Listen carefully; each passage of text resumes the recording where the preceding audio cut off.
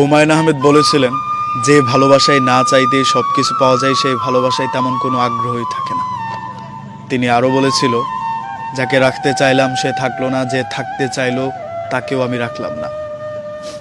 এখন আমার আফসোস করে বলতে হয়, এই পৃথিবীতে আমার তেমন কেহই রইল না। এখন আমি প্রচণ্ড শক্তিশালী, হেসে খেলেই সব উড়িয়ে দিতে পারি।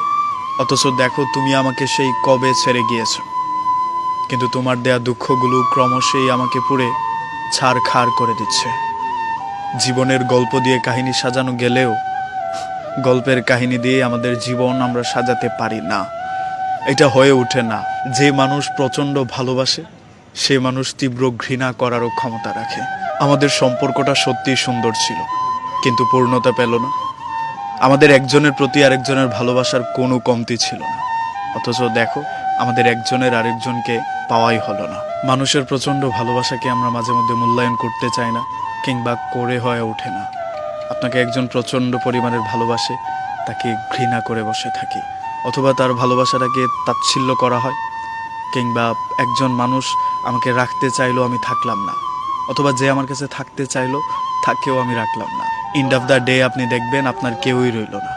কারণ মানুষের অবহেলার একটা মেজর পয়েন্ট থাকে, এর বেশি অবহেলা করলে মানুষ থাকতেও চায় না। আপনি যেটা ভাবছেন যে আমি তো আমি কাউকে ছেড়ে দিলাম, ছেড়ে দিতেই পারি, আমি কাউকে ভালোবাসলাম, ভালোবাসতেই পারি, একটা সময় পর্যন্ত আপনার যুক্তি ঠিক থাকলেও একটা সময় পর গিয়ে দেখবেন কেউই আপনার সাথে নেই। মানুষ অহংকার অহমিকা নিয়ে তেমন বেশি দিন চলতে পারে না। একটা মানুষকে আপনি অবহেলা করেই গেলেন, একটা সময় গিয়ে মানুষটা পাথর হয়ে যাবে, তখন সেই মানুষটাকে আর পাবেন না। ওই যে একটা কথা আছে না, যে মানুষটা আপনাকে সবচেয়ে বেশি ভালোবাসার ক্ষমতা রাখে সেই মানুষটাই আপনাকে তীব্রভাবে ঘেন্না করার ক্ষমতা রাখে। তাই কারো ভালোবাসাকে যদি আপনি ঘেন্নায় পরিণত করেন, তখন দেখবেন সেই মানুষটা আপনাকে ছেড়ে যেতে দ্বিধাবোধ করবেন না। তীব্র সত্য হচ্ছে, একজন আপনাকে ভালোবাসে, অনেক ভালোবাসে, কিন্তু আপনার অবহেলা তাকে শক্তিশালী করে তুলেছে। এখন সে হেসে খেলেই সব কিছু উড়িয়ে দিতে পারে, আপনাকে ছেড়েও আসতে পারে। আপনার দেয়া দুঃখ কষ্ট তাকে হয়তো পোড়াবে, কিন্তু সে কখনোই আপনাকে আর ফিরে পেতে চাইবে না। তাই কারো ভালোবাসাকে এমনভাবে নেবেন না যে সে আপনাকে ভুলে যাওয়ার ক্ষমতা তৈরি করে ফেলে।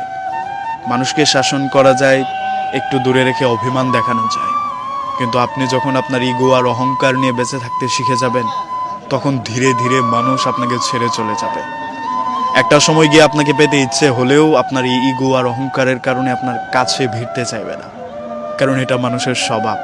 একবার মানুষের ইগোতে লেগে গেলে তখন মানুষ সবচেয়ে প্রিয় জিনিসটাকেও ছেড়ে আসতে দ্বিধাবোধ করেন না। তাই ছোট্ট করে আপনাকেও একটা কথা বলে দিচ্ছি, একজনকে আপনি ভালোবাসতেই পারেন, একজনের জন্য আপনার মন কাঁদতেই পারে, একজনের জন্য আপনি কষ্ট পেতেই পারেন, কিন্তু তার জন্য আপনি এতটাও সহজলভ্য হয়ে যাবেন না যে সে চাইলেই আপনাকে পেয়ে যায়। জানেন তো, চাওয়া মাত্রই পেয়ে যায় জিনিসের জন্য মানুষের আগ্রহটা সবসময় কম থাকে।